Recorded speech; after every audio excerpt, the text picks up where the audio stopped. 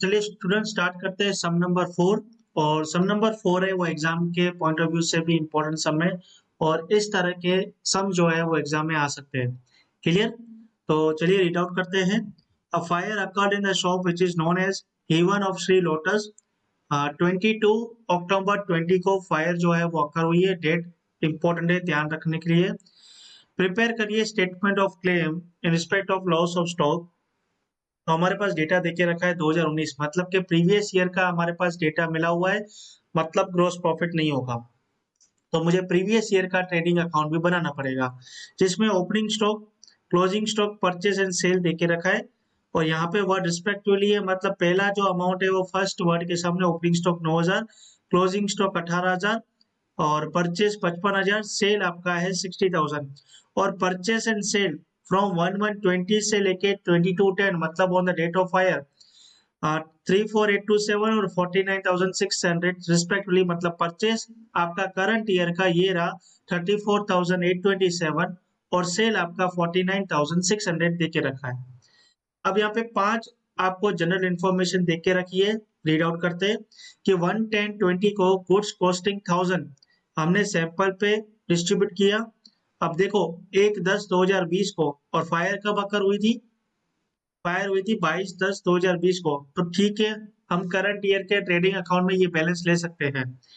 और जो भी गुड कॉस्टिंग था 500 का, वो हमने पर्सनल यूज के लिए विड्रॉल किया। और बाकी गुड्स जो कॉस्टिंग था 627, वो मोटिव फंड में हमने डिस्ट्रीब्यूट किया। और बाकी के ट्रांजेक्शन है वो रिकॉर्ड नहीं हुए in the books of this transaction. ये जो ट्रांजेक्शन थे वो हमने रिकॉर्ड नहीं किए ट्रेडिंग अकाउंट में। उसके बाद स्टॉक सेल्वेज आपको देके रखा है, मिटिगेट लॉस आपको देके रखा है 100 रुपीज का। तो ये तो जब अमाउंट ऑफ क्लेम निकालेंगे तब देखेंगे। ओके। और बाकी द ड्यूरिंग द पीरियड 1120 से लेके 2520 तक, मतलब 1 जनवरी से लेके 20 मई तक, क्लर्क है श्री सुधीर नायक had misappropriate cash sale of ₹20 every week. These were not recorded in the books of account. मतलब जो श्री सुधीर नायक था, उसने 20 रुपए की चोरी की है एवरी वीक कैश सेल की। मतलब मिसअप्रोप्रिएट यही हो गया, बिल बन रहा है, सॉरी कैश सेल हो रही है लेकिन बिल नहीं बन रहा है, और जो भी कैश है वो अपने पॉकेट में डाल रहा है। या तो सेल हो रहा है, सेल दिखा भी रहा है और सेल रिटर्न दिखा दे रहा है बार बार।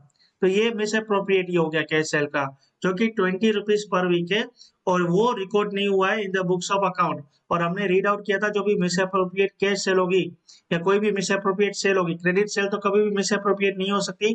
अगर मिसअप्रोप्रिएट हुई है तो वो हम सेल में ऐड कर देंगे। ठीक है, बाकी जो ये ऊपर के ट्रांजेक्शन थे नंबर 1 वाले, ये सेल में ऐड नहीं होगा। और इनकी प्रैक्टिस थी कि जो भी स्टॉक था वो कॉस्ट लेस 10% था, बराबर। तो इसके बेस पे, ये पूरे सम के बेस पे हमको क्या करना है, हमको निकालना है अमाउंट ऑफ क्लेम। तो सबसे पहले तो हम क्या करेंगे, 2019 का ट्रेडिंग अकाउंट बनाएंगे 1 जनवरी से लेके 31 दिसंबर 2019। उसके बेस पे सबसे पहले तो ग्रॉस प्रॉफिट निकालेंगे। ग्रॉस प्रॉफिट क्यों निकालना पड़ेगा? क्योंकि मुझे नेक्स्ट ईयर, जो कि करंट ईयर है मेरा, जिस ईयर में फायर अकर हुआ, वहां पे मुझे क्लोजिंग स्टॉक चाहिए। और क्लोजिंग स्टॉक तब मिलेगा जब मुझे ग्रॉस प्रॉफिट पता होगा, बराबर। तो ग्रॉस प्रॉफिट जो कि आपका ओपनिंग स्टॉक यहाँ पे देके रखा है, इन्होंने क्या देके रखा है, 9000। अब आपको पता होगा ये जो भी स्टॉक है वो 10% कॉस्ट लेस है। मतलब ये कह सकता हूं कि हमेशा अगर कॉस्ट लेस परसेंटेज बोले ना, तो वो 100 में से माइनस कर दो। तो 100 में से अगर माइनस कर दोगे कितना, 10% लेस बोला है, तो ये क्या हो गया, 90। तो ये जो वैल्यू है स्टॉक की, वो आपकी 90 की वैल्यू है, हमको 100 की चाहिए। तो अगर मोर बोलता है तो मैं 100 में प्लस कर देता हूँ, और कुछ नहीं, मुझे 100 वैल्यू ही चाहिए। तो 90 पे 9000 है, तो 100 पे कितना, तो 9000 90 पे है, तो 100 पे 9000 इंटू 100 डिवाइड बाई 90, तो कितना है, 10,000। ऐसा भी कर सकते हो, देखो 9000 जो है वो 90 पे है, तो 100 पे कितना, तो ये 10,000 आ गया। ठीक है। क्लोजिंग स्टॉक भी 18,000 है, वो भी 90 के वैल्यू पे होगा, तो 100 पे कितना, तो 18,000 इंटू 100 डिवाइड बाई 90 कर दे हम। 18,000 into 100 divide by 90, sorry 18,000 into 100 divided by 90, 20,000। Okay. Purchase and sale का डेटा, परचेस 55, सेल 60। परचेस 55 और सेल जो कि है आपका 60। अब ग्रॉस प्रॉफिट इजीली हमको मिल जाएगा। क्रेडिट साइड का टोटल है 60 प्लस 20 80 और डेबिट साइड का 10 माइनस 55। तो ग्रॉस प्रॉफिट आया 15,000, इसको डिवाइड कर दो सेल्स से 60 से इंटू 100 कर दो, तो ग्रॉस प्रॉफिट कितना आ गया हमारा 25% ऑन सेल, जो ये हम करंट ईयर में यूज करेंगे। अब करंट ईयर के डेटा में आ जाओ। सबसे पहले तो जो आपका ये 1 Jan 20 से लेके 22/10/2020 का बनेगा, बराबर। ओपनिंग स्टॉक जो है वो प्रीवियस ईयर का जो क्लोजिंग स्टॉक है वही मिल जाएगा हमको 20,000 का स्टॉक। अब परचेस इन्होंने देके रखा था, सेल देके रखा था, परचेस 34827, सेल आपके पास 49,600, तो परचेस ये रहा 34827, सेल मैंने यहाँ पे अंदर लिखा है क्योंकि मुझे नेट सेल बाहर लिखनी पड़ेगी, और आपको मिस अप्रोप्रिएट सेल का देके रखा था तो मुझे पता है कि यहाँ पे वो ऐड होगा, इसलिए मैंने इसको सेल को पहले से अंदर लेके रख दिया है 49,600। अब जो ये फॉलोइंग ट्रांजेक्शन है, जैसे कि 1000 फ्री सैंपल पे गया, 500 पर्सनल यूज के लिए गया, और 627 है वो मोरबी फंड में गया, वो देख लेते हैं। तो जो कि good sent for sample 1000, goes use for personal use 500, और सेंट टू मोरबी फंड 627, वो मैंने लिख दिया क्रेडिट साइड। और मैंने ये आपको इंट्रोडक्शन में बताया था, ये जो भी बैलेंस है वो ट्रेडिंग अकाउंट मतलब सेल में ऐड नहीं होगा, ये ट्रेडिंग अकाउंट में क्रेडिट साइड दिखाएंगे। इंट्रोडक्शन में मैंने आपको अच्छे से समझा दिया था। अब करते यहाँ पे स्टॉक सेल्वेज की पॉइंट है और मिटिगेट एक्सपेंस है, ये तो आपके अमाउंट ऑफ क्लेम के टाइम काम आएंगे। फोर्थ पॉइंट है वो क्लर्क वाली, वो देख लेते हैं। 1 जनवरी से लेके 20/5 तक का आपका जो भी मिस अप्रोप्रिएट सेल हुआ है, सबसे पहले हमको हफ्ते निकालने पड़ेंगे, कितने वीक होंगे। तो जनवरी फरवरी मार्च अप्रैल मई तक चला है ये। जनवरी में 31, फरवरी में 29 थे 2020 में, मार्च में 31, अप्रैल में 30 और मई में 20 थे। टोटल आपके डेज होते हैं 141, बराबर।